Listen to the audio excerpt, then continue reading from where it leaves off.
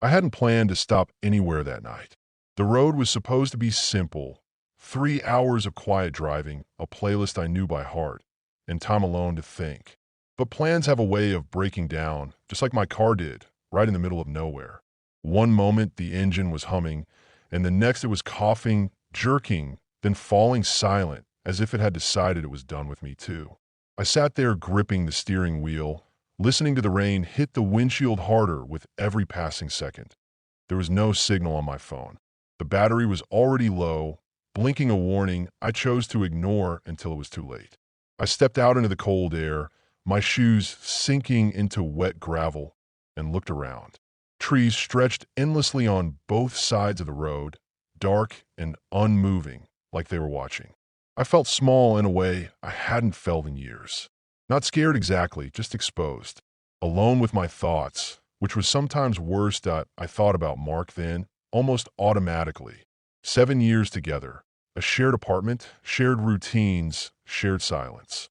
We loved each other, I was sure of that. But love had become something quiet and distant, like background noise you stop noticing.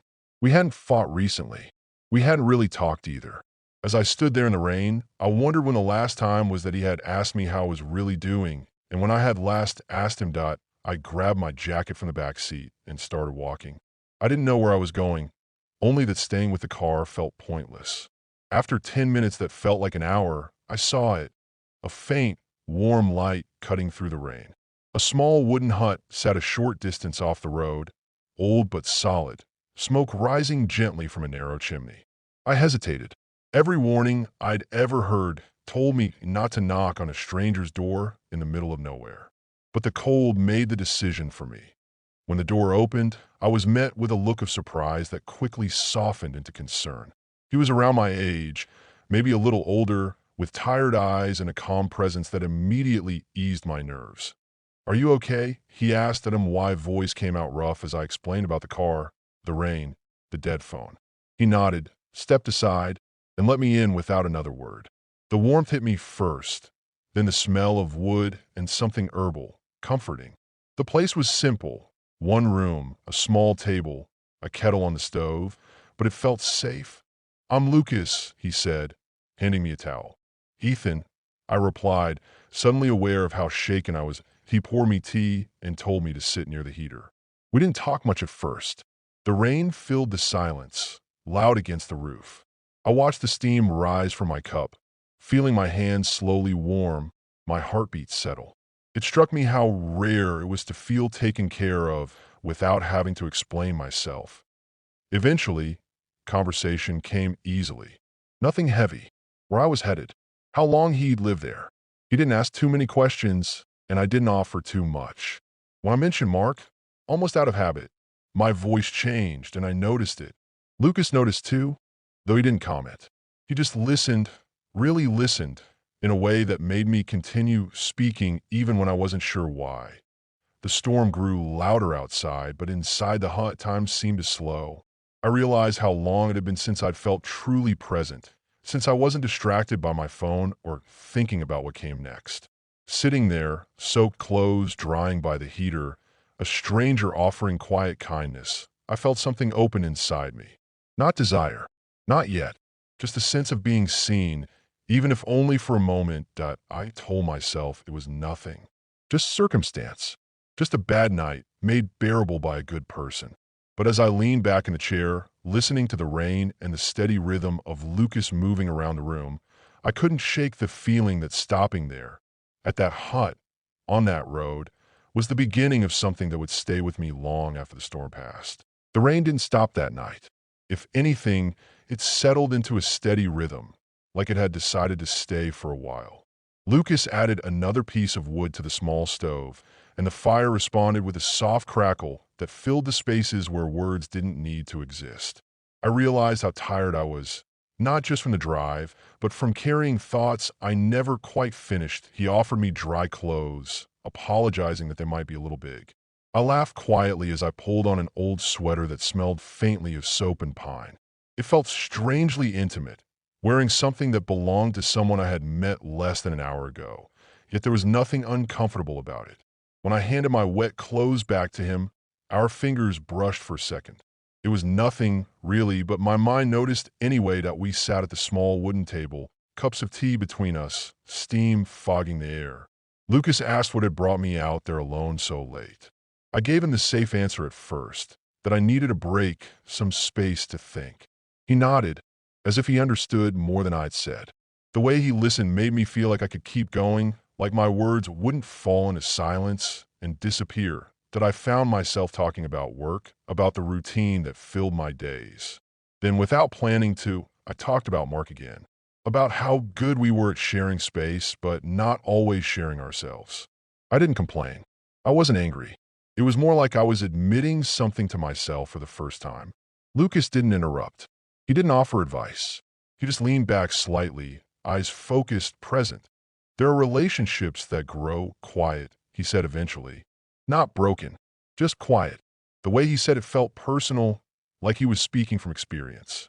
I wanted to ask, but I didn't. Some stories don't need to be told out loud to be understood. The hours slipped by. The rain softened, then returned, as if unsure what it wanted.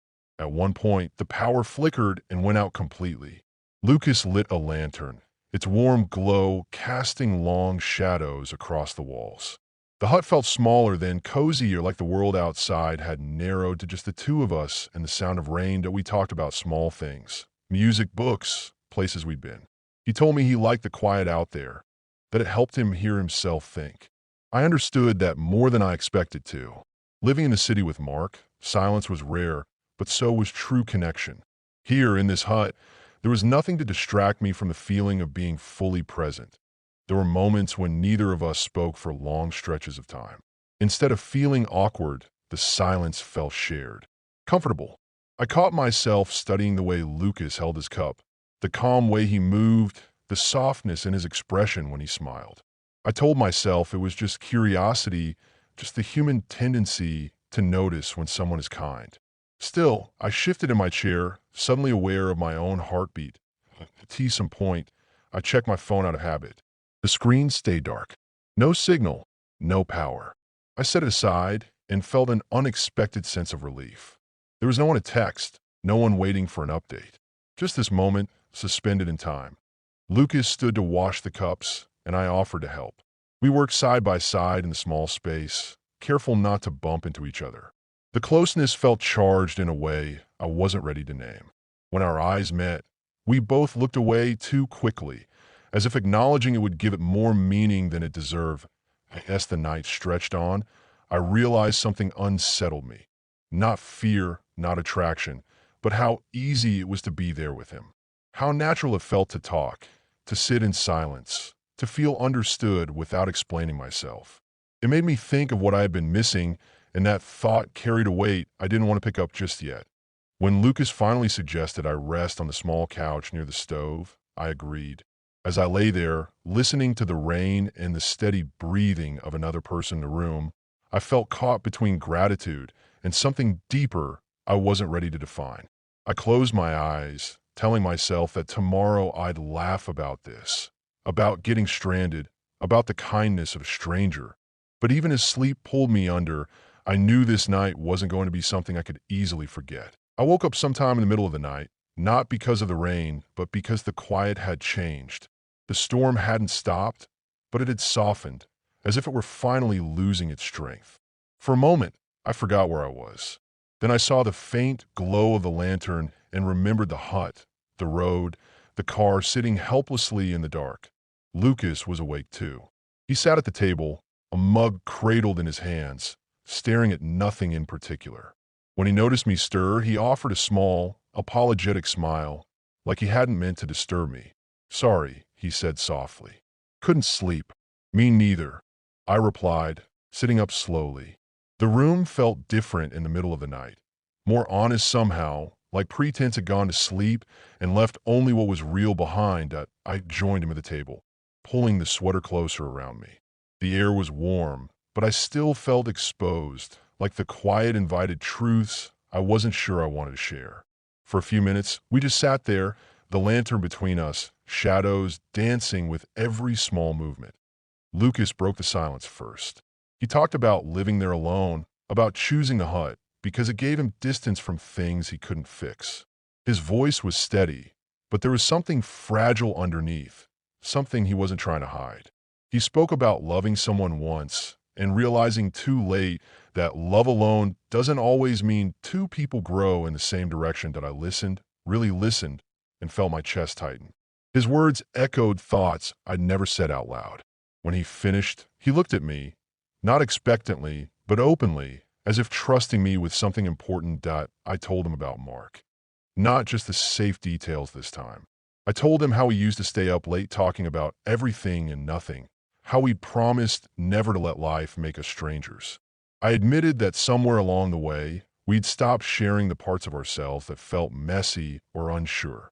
Saying it out loud felt like crossing an invisible line when I hadn't realized was there until my foot was already over it.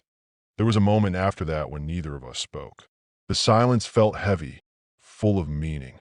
I became acutely aware of how close we were sitting, of the way the lantern light softened his features. My mind told me to pull back, to change the subject, to remember where I was and who I belonged to. Instead, I stayed. Lucas reached across the table, stopping just short of touching my hand. He didn't make the contact, didn't force the moment. He just let the space between us speak. My heart raced, not with excitement, but with the realization of what this meant. This wasn't harmless anymore. This wasn't just kindness or coincidence. This was something I should have guarded against. I don't want to make things harder for you, he said quietly. I know, I replied, my voice barely above a whisper. And I did know. That was the problem, that we talked then about choices, about how easy it is to drift into moments that feel right without thinking about where they lead. I admitted that being there with him felt simpler than facing the distance growing in my own relationship. Saying that felt like a betrayal, even without action. The guilt settled in my chest, heavy and undeniable. At one point, our hands finally touched. Not by accident, but not deliberately either. It was brief, almost hesitant, like we were both testing something we already knew was dangerous. I pulled my hand back first, my breath uneven. I can't, I said, more to myself than to him. Lucas nodded immediately, relief and disappointment crossing his face at the same time. I wouldn't want you to, he said. Not like this. That restraint made everything feel more intense, not less. It forced me to confront what was happening without hiding behind excuses. I realized then that infidelity wasn't just about crossing a physical line. It was about where your honesty went, about who you turned to when things felt broken. That we stayed up until the lantern burned low, talking more carefully now, choosing words that didn't invite misunderstanding. When we finally decided to rest again, there was a quiet understanding between us, something unspoken but clear. This connection mattered, and that was exactly why it had to be handled with care. I lay back down. Sleep came slowly. My thoughts circled around Mark, around the life waiting for me beyond the trees. I knew that when morning came, I wouldn't be able to pretend this night hadn't changed something inside me. I had crossed a line I couldn't uncross, even if no one else ever knew. Morning arrived gently, almost cautiously, as if it didn't want to intrude on everything the night had left behind. Pale light slipped through the small window, revealing that the rain had finally stopped. The air felt cleaner, quieter, like the world had taken a deep breath and was starting over. I sat up slowly, the events of the night replaying in my mind with an uncomfortable clarity. Lucas was already awake. He stood near the door, looking outside, hands in his pockets. When he turned and saw me, he smiled, the kind of smile that didn't ask for anything. It made everything harder. The road should be okay now, he said, once it dries a bit. I nodded, though part of me wished the storm had lasted longer. The idea of leaving felt heavier than it should have. My phone buzzed softly on the table, startling me. The battery had enough charge to come back to life, and with it came reality. Messages from Mark filled the screen. Missed calls, simple check-ins that carried more weight than they probably meant to. Seeing his name grounded me in a way nothing else could. That we shared breakfast in near silence. Not an uncomfortable one, but a careful silence, as if both of us were choosing our thoughts before letting them exist. Lucas moved around the small space with familiarity, and I watched, feeling a mix of gratitude and sadness. There was something here that felt unfinished, something that would remain suspended because it had to as I stood to gather my things. Lucas spoke. "I'm glad you stopped here," he said, "even if it was just for one night." "So am I replied honestly. "More than I expected." The words hung between us. There was no dramatic moment, no sweeping gesture, just a quiet understanding that some connections don't need to go further to be meaningful. We stepped outside together, the ground damp beneath our feet. The forest looked brighter now, alive with the sound of dripping leaves and distant birds. To the edge of the clearing, I turned to face him. For a brief second, everything in me wanted to close the distance, to choose the easier path of emotion over responsibility. I felt it clearly, the temptation, the possibility, the ache of what might have been. But I also felt the weight of my life beyond this place, the promises I had made, and the person who trusted me to keep them. "I need to do this the right way," I said quietly. Lucas nodded, his expression steady. "I know, and I respect that." There was no anger in his voice, no disappointment aimed at me. If anything, there was kindness. That kindness made the choice feel both easier and harder at the same time. We shared a brief, careful hug. Nothing lingering, nothing that crossed a line. Just two people acknowledging something real and letting it go. As I walked back toward the road, I didn't look back. Not because I didn't want to, but because I knew that looking back would make leaving harder. The car was where I'd left it, quiet and waiting. With a little effort, it started, the engine coming to life as if nothing had happened. Driving away, the hut disappeared behind the trees, but the night stayed with me. The conversations, the silences, the almost moments, they replayed in my mind, not as regrets, but as reminders. I had stood at the edge of a choice and stepped back. That didn't erase what I felt, but it gave it meaning. When I reached a spot with proper signal, I pulled over and checked my phone again. Mark's last message was simple: "Let me know you're okay." I typed a response, fingers hovering for a moment before I hit send. "I am okay. I'll be home soon." As I merged back onto the main road, I realized this wasn't the end of anything. It was a pause, a moment of clarity I hadn't known I needed. Whatever waited for me next, conversation, change, or difficult honesty, I knew I couldn't ignore it anymore. The morning light stretched ahead, and for the first time in a long while, I felt ready to face it. The drive home felt longer than it should have, even though the road was clear and the weather calm.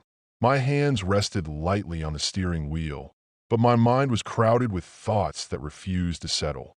The hut was miles behind me now, hidden somewhere among trees and silence. Yet it felt close, like it had followed me onto the highway. I kept replaying small moments, the sound of rain on the roof, the warmth of the lantern light, the way a single night had managed to shift something deep inside me. When I finally reached the city, everything looked the same as I'd left it. Traffic lights, familiar streets, the quiet comfort of routine. I parked outside the apartment and sat there for a minute longer than necessary, breathing slowly, preparing myself. Walking back into my life felt heavier than walking away from the hut had. There were questions waiting for me inside, even if no one had asked them yet. Mark was in the living room when I came in, sitting on the couch with his laptop open.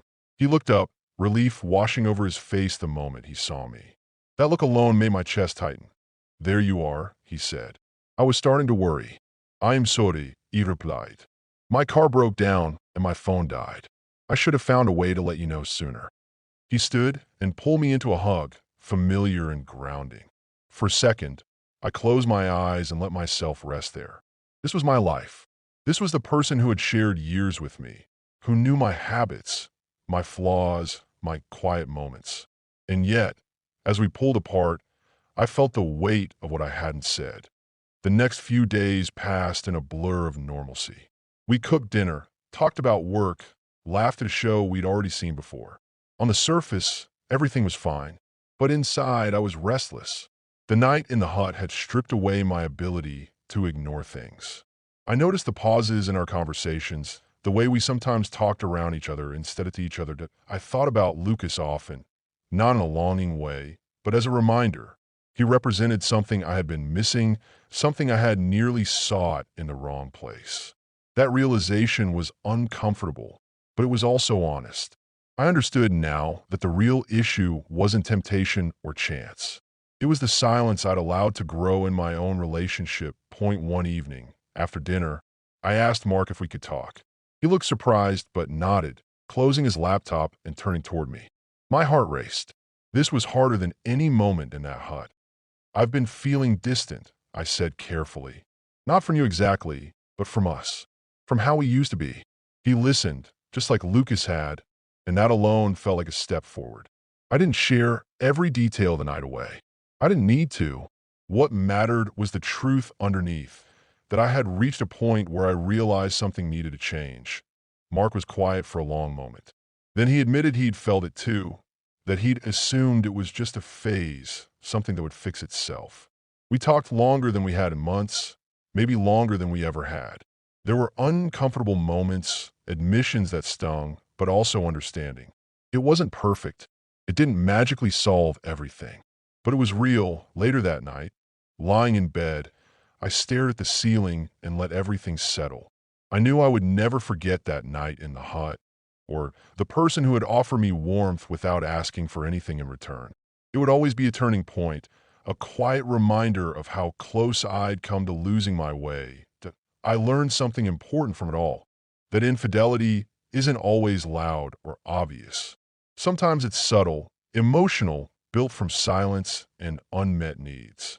And sometimes the most meaningful choice is the one you don't see, the line you decide not to cross. That I drifted toward sleep, Mark's steady breathing beside me.